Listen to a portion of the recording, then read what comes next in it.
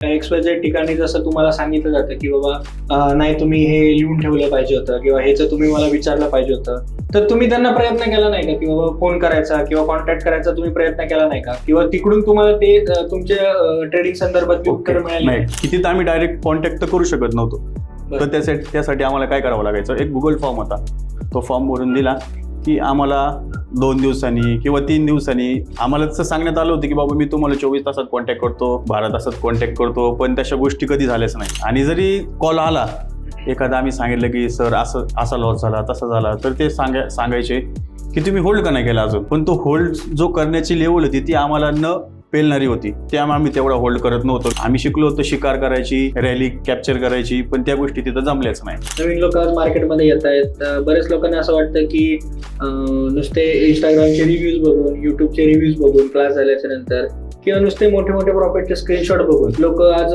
त्याकडे जातात आणि त्याच्यामध्ये बऱ्याच लोकांना माहिती नसतं की ऍक्च्युली कमोडिटी मार्केटला किती पैसा लागतो. त्यावेळेस लोक तिथे जातात, त्यावेळेस त्यांना कळते की अरे बाबा क्लासची फी तर एवढी भली मोठी आहे आणि त्याच्यानंतर हे सेशन करायला परत एवढा पैसा गोळा करायचा. त्याच्यानंतर एक वेगळं दडपण मनावर येतं.